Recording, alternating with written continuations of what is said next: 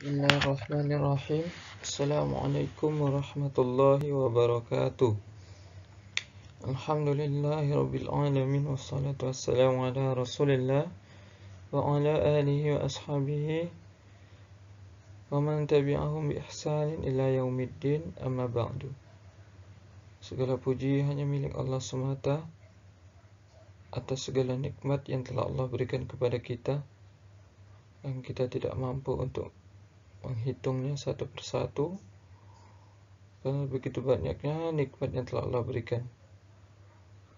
Salawat dan salam semoga senantiasa tercurah kepada Nabi kita, Nabi Muhammad SAW, juga pada keluarga dan para sahabatnya, radhiyallahu anhum ajma'in, dan orang-orang yang senantiasa mengikuti beliau hingga hari kiamat kelak.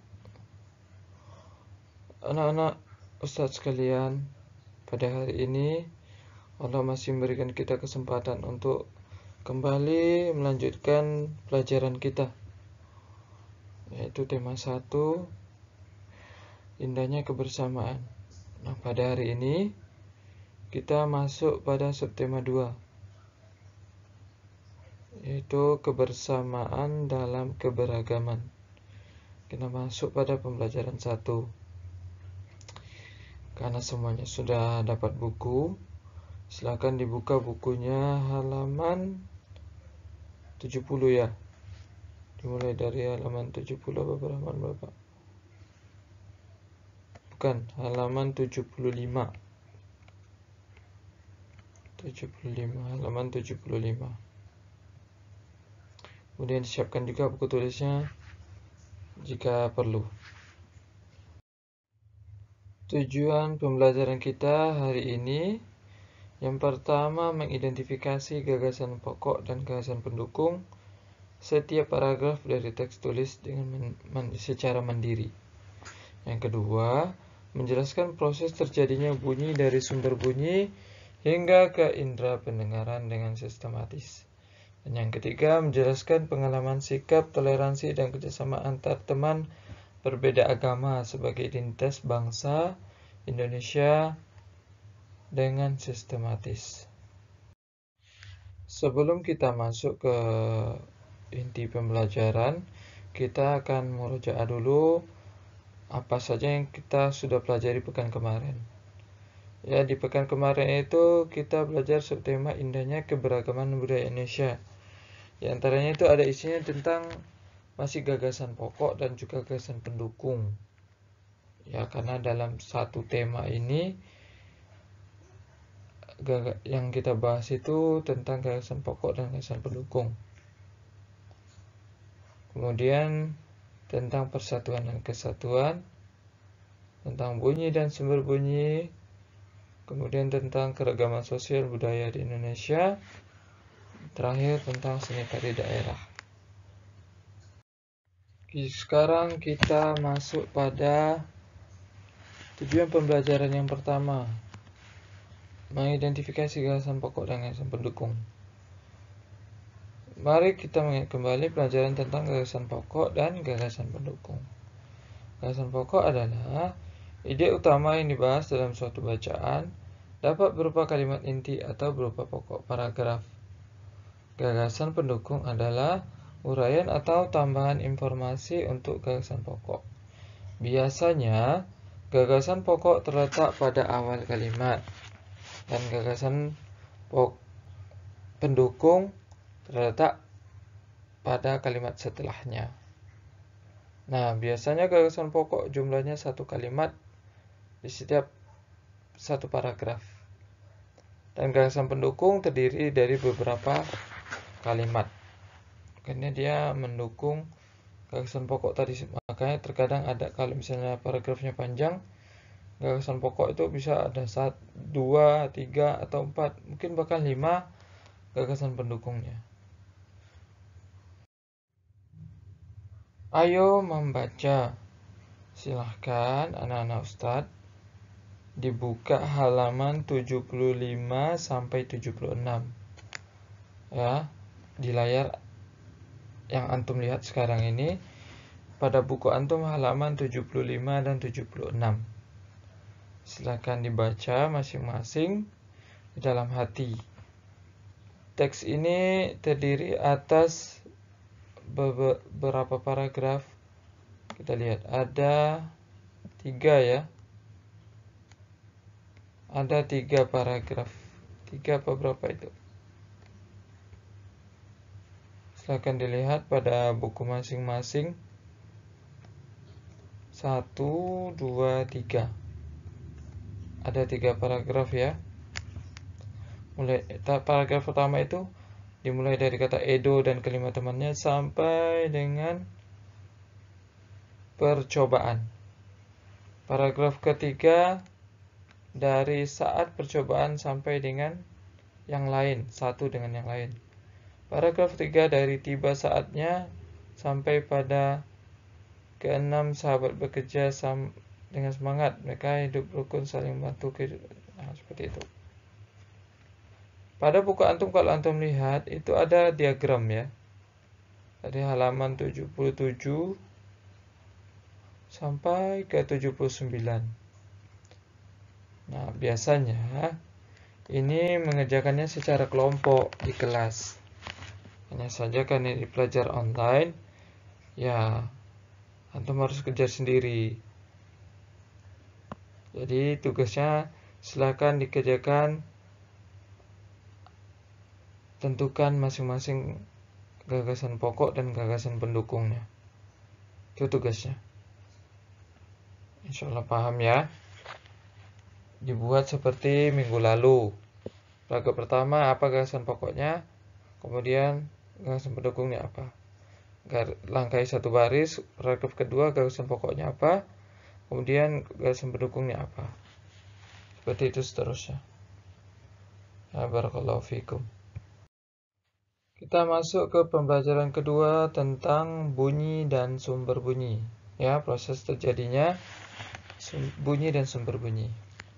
Kita harus bersyukur kepada Allah Subhanahu wa Ta'ala atas segala nikmat yang telah Dia berikan kepada kita, yaitu menciptakan bentuk tubuh yang sempurna. Salah satunya adalah kita diberi indera pendengaran, yaitu telinga. Dengan menggunakan indera ini, kita bisa mendengarkan berbagai suara, seperti kicauan burung, air yang mengalir, suara azan, dan suara indah bacaan Al-Quran. Alhamdulillah, segala puji hanya milik Allah atas segala nikmat ini. Perhatikan gambar berikut. Hal apa yang perlu kita lakukan untuk merawatnya? Mari kita pelajari lebih jauh. Itu adalah gambar telinga dan bagian-bagiannya. Bagaimana telinga merasakan getaran? Yang pertama, semua bunyi membuat udara bergetar. Ketika ada bunyi itu udara bergetar. Kemudian yang kedua, getaran bunyi mengenai gendang telinga yang berupa selembar kulit tipis. Yang ketiga, saat itulah gendang telingamu juga mulai bergetar. Keempat, getaran dari gendang telingamu menjadi lebih besar di telinga tengahmu. Dan yang kelima, dan diubah menjadi pesan-pesan listrik di telinga dalammu. Maka terdengarlah kita apa yang orang ucapkan, bunyi apa, suara apa, seperti itu. Nah, 5 proses ya. Diingat dan dicatat. Karena ini termasuk materi yang penting ya. Kita masuk ke tujuan pembelajaran terakhir, menjelaskan pengalaman sikap toleransi kerjasama antar teman berbeda agama sebagai identitas bangsa Indonesia dengan sistematis.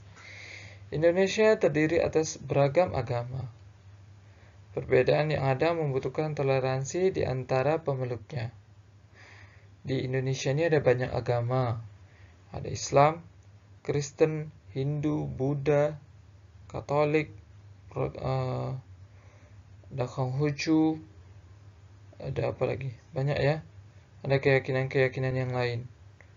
Ya, banyak macamnya, kita nggak tahu lah semuanya apa aja. Teman yang diakui di Indonesia itu ada 6. Ya, Islam, Kristen, Hindu, Buddha,